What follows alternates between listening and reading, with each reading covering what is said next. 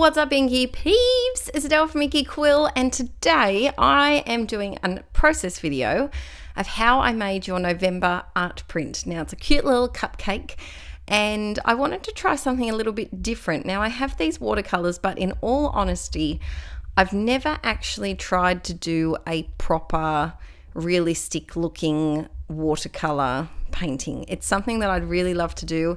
Aaron and I want to sign up to do like a watercolor class near us, just to learn different techniques and how to use watercolors properly, because there's the magic, there's the art of layering. That's what from what I've found on YouTube, the art of layering is the magic as to how to create depth with watercolor. So that's definitely something that I'd like to learn a bit more about. So the first thing I did was I had a photo of a cupcake that I was looking at. It didn't have the cherry in it or the candle, but I was looking at the swirly bit in the photo. And I decided to do it in pencil first because I'm using my Arches watercolor paper, which is quite pricey, and I didn't want to stuff it up. So I'm using my Staedtler pigment liners to do the outline. I think I started in like a 0.2, and then in the end I went around the outside with a 0.8. I wanted to make the outside thicker than the rest of it, kind of give it a bit of a cartoony look, but not completely cartoony.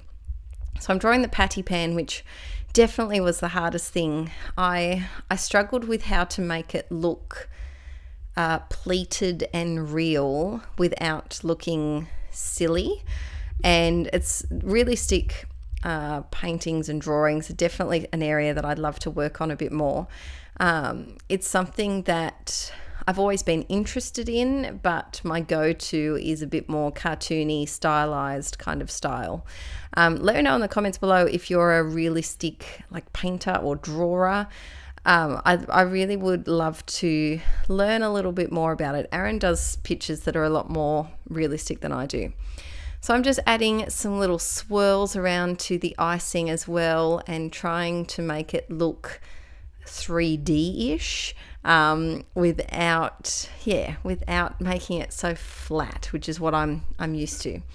So a few tricks that I learnt is that first one is paper towel is a really good friend when you're doing watercoloring. I had some on hand, and because these are the Winsor & Newton, I think they're artist grade watercolors, and because they're so saturated, the colors are very, very bright and deep. And because I wanted to work on my layering, I use the paper towels a lot, you'll see, to pick up a bit of the color and make it so that I could do several layers. You can particularly see it in the end on the cherry. That's the area that I noticed the most. So I rubbed out all my lines, and then it was time to start. And to say I was nervous is an understatement. Now, the easiest way I've found to activate my watercolors is, instead of using a paintbrush to wet every single one that I want to work with, I just spray the whole freaking thing with my water sprayer, and it really helps. Now, ooh, this is exciting.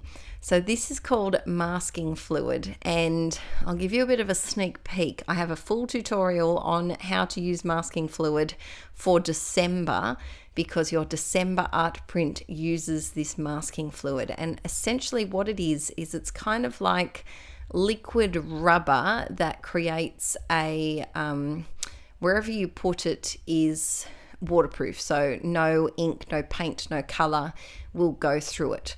And then in the end, once it's dry, you add your watercolor over the top, and you rub off the masking fluid, and it leaves it white. So it's great. I used it here for adding a few little highlights on the cupcake icing, and I think it really in the end added that extra depth that I was kind of struggling with. So stay tuned. If you want to know more about that, you'll have to wait for next month. It'll be one of the first, probably maybe the video for the 5th or the 10th of December next month. And I really love how your art print for December has worked out. So here I'm working on the cherry, and I started really, really lightly. And I wanted to I'm also working on how light hits objects. It's something that I did a lot of in high school, and I'm trying to remember what I did with it.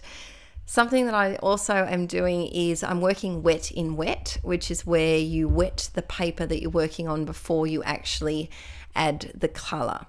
I was tossing up here whether to do a big colour like caption or title, I guess you could say. But in the end, I decided to just do some basic scripty font just to make it a little bit, try to make the cupcake stand out a bit more. I think if I had done a big colourful title, the cupcake wouldn't have been as poppy, I guess, it wouldn't have stood out as well. So with that little flame, I do go back and actually fill in those empty pieces. I was playing with the idea of having some of the flame not coloured in just to, add a bit of interest, but in the end I do change it. So you can see here I'm working on building those layers now, and every time I add a new layer, I'm leaving a section of the previous layer without the new colour on top. And I'm doing the same with this cupcake patty pan as well, just adding a little bit around the outsides. And like I said, it's definitely something that I'm working on.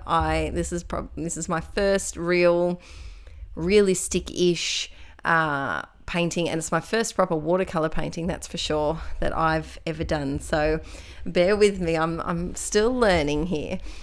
So next up, I'm wondering which color to do the icing, and I'm kind of annoyed that I did red spots on the candle. I don't know why I did. I could have done any color, because originally I was going to do pink icing, but then I thought with the cherry and the candle, the pink would have it was all to the same tones.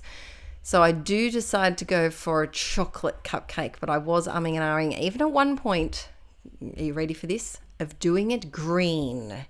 Yes, I think it might have been hot that day and I mustn't have been feeling well.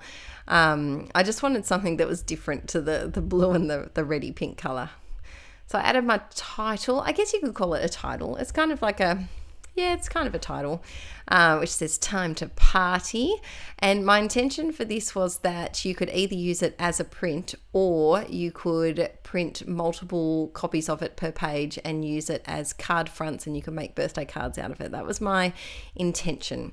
So here I'm going through the browns just to kind of experiment with a few different colors, because they're a section, as you can see, the top two rows of my watercolors are heavily used and the bottom one not as much. So I needed a bit of a refresher as to what those browns actually look like, because if you watched I think it was July this video came out, it was my watercolor swatches for this watercolor palette. The colors don't always resemble what they actually end up on paper, so be careful with watercolors. They're not always as they seemed. It's very handy when you're working with watercolors to do a swatch card or a swatch book or something, just to make sure you know what colors you're using. Now you can see when I'm adding this brown, it's very brown. It's very, very dark. So each time I'm doing it, I'm just picking up a bit of it with the paper towel, and you can see the green tinges of the masking fluid too. It's not going to stay green. They'll be white in the end, don't worry. So I'm trying to kind of work out that the top of the swirly bits will have the white masking, and the bottom of each swirl will have the darker color.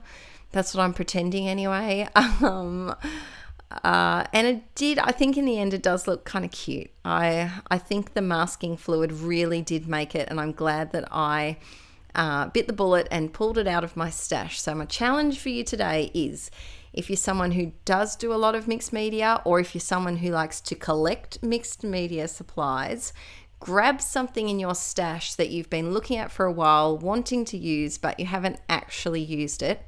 Let me know what it is in the comments down below, and try a little project, a tiny little thing. Grab a little piece of paper and see what you can come up with. Grab an index card and try and make an iCAD. If you don't know what iCAD is and you're new to mixed media, it's a great way to start experimenting. iCAD is this thing created by, I think her name's like Daisy Yellow Art, something or other. If you search for iCAD, ICAD, on YouTube, you'll come up with videos. I did some with Aaron, I think it was on Let's Get Inkie, I think, or on his channel, one or the other. And what it is it's a prompt to start a little art journaling spread on a index card. So the size is small, it's easy to work with, it's easy to throw out because you're not working in a journal where you have to rip out a page if you don't like it or feel like you have to cover it up. So my challenge for you is to grab a supply that you don't often reach for. You may have bought it, don't know how to use it. Watch some YouTube videos, see what you can come up with, and do a little tiny project using it, and let me know how you go in the comments below. I'd really be interested to hear how you go. I'm adding some orange to the flame here, and the way that I was doing it is I was adding a little bit of water. Oh, here's my helper. So filming with baby.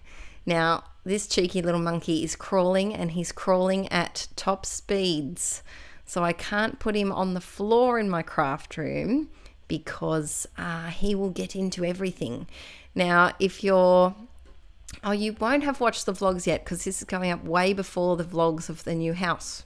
But I have a video for you guys that will be up in the next, probably might be even the next video or the one after. And it's setting up my craft room in the new house. So stay tuned for that as well. I'm really excited to show you that. Here I'm just showing you how I'm rubbing off that masking fluid. If you use a lot of it, like I do in the December art print, you do feel like your finger is going to catch on fire from all of the friction of rubbing. I will warn you there. I've seen in YouTube videos a lot of people using like really hard erasers. I said it like an American then. Rubbers, we call them here in Australia. Really hard rubbers to help rub it off. So you can also do that too. But I just used my finger because it was handy. And I just think, don't you think those white little tips just kind of add to it and make it, it makes it pop? Because watercolor is something that is very difficult to add white. You can't add white watercolor to the layers. It just won't look like this. So it's a little bit of a fun tip. And I didn't have to worry about leaving white gaps. I just knew that they were covered. And if I got paint over them, it didn't matter because it all peeled off in the end. So I decided to add some little black bits to those spots and we're all done. So don't forget to give this video a thumbs up if you enjoyed a bit of a behind the scenes as to how your art print was made. Let me know if you'd like some more watercolor videos because I'm happy to try drawing some more things. Let me know in the comments below some more ideas and I'll talk to you soon. Bye!